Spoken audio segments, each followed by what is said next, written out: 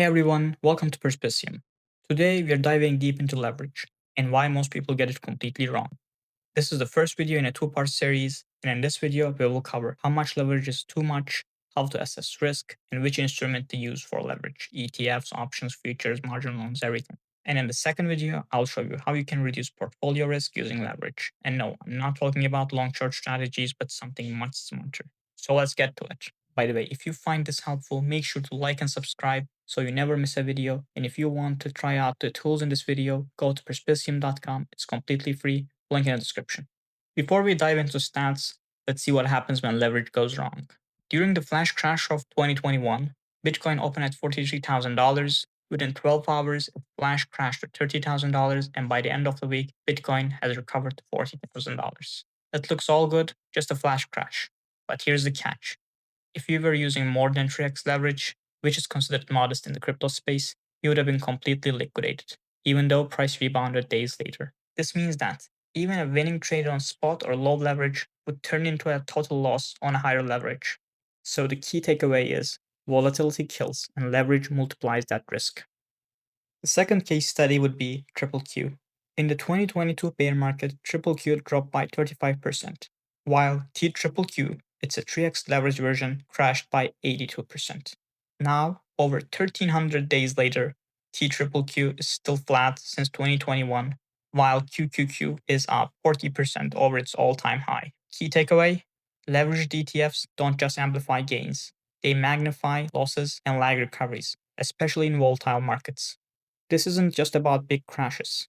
It's about volatility drag. Even if the index goes sideways, leveraged ETFs can bleed value over time. This deserves its own video. I'll be breaking it down on a separate video. Subscribe so you don't miss it. Now, here's the key formula that you need to remember while using leverage. Maximum safe leverage is 1 over maximum drawdown. But how do you figure out the maximum drawdown in the first place? The most straightforward approach would be looking at historical drawdowns, real drawdowns that actually happened. Bitcoin dropped by 85% in 2018, Ethereum lost 93%, and SPY fell by more than 55%. If you're using leverage, you have to assume something at least this bad can happen again. But what if you're trading a newer asset or want to prepare for an extreme and unseen events? That's where Monte Carlo simulation comes in. By simulating thousands of possible feature-based historical volatility, you can estimate the range of worst-case scenarios. It gives you a sense of tail risk, not just backward-looking, but one based on thousands of simulations of future. You can also use VAR, value at risk, and CVAR, conditional value at risk, statistical models that estimate the chance and severity of losses at different confidence levels, which we'll get to as well. So, which method should you rely on? The smart answer is all of them. Drawdowns will happen, and you must make sure that you don't destroy your portfolio. The top priority in investing isn't chasing returns, it's protecting capital.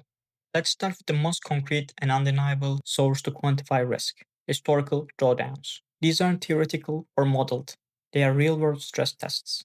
Events that actually happened, portfolios that actually got crushed, and investors who actually lost their money. Just look at the numbers.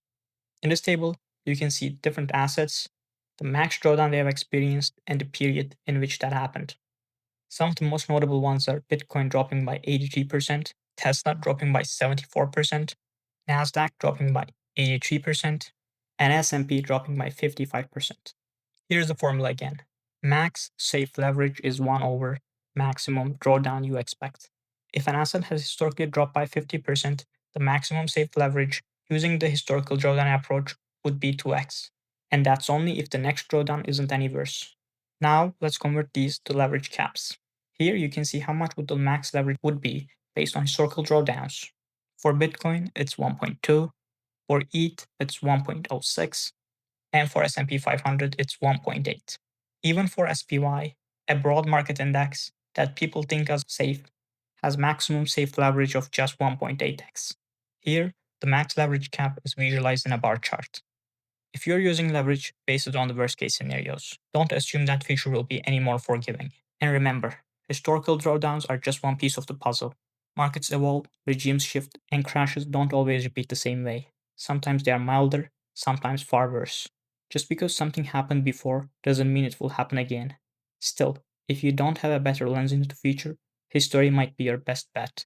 So how can you go beyond history and get a better handle on the future drawdowns risk before it hits?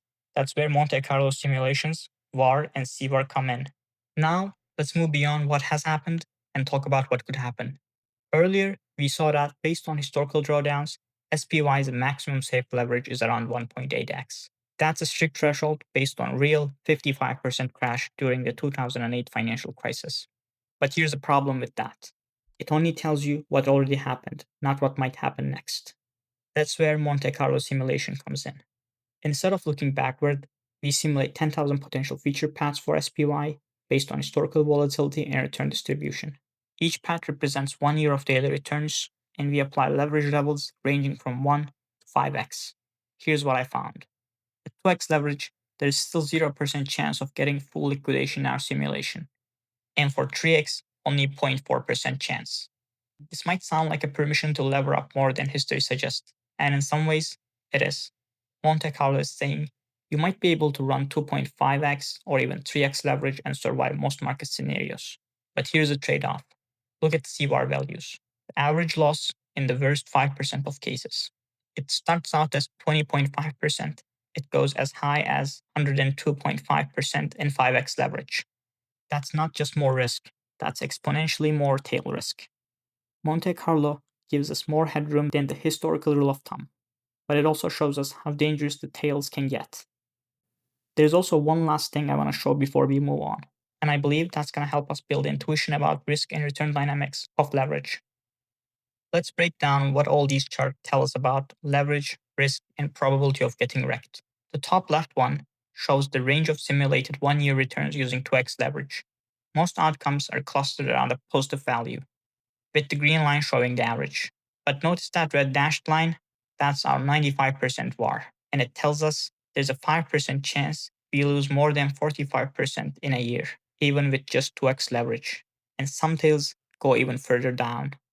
At top right one, we are looking at how likely we are to get liquidated at different leverage levels over a 1 year period.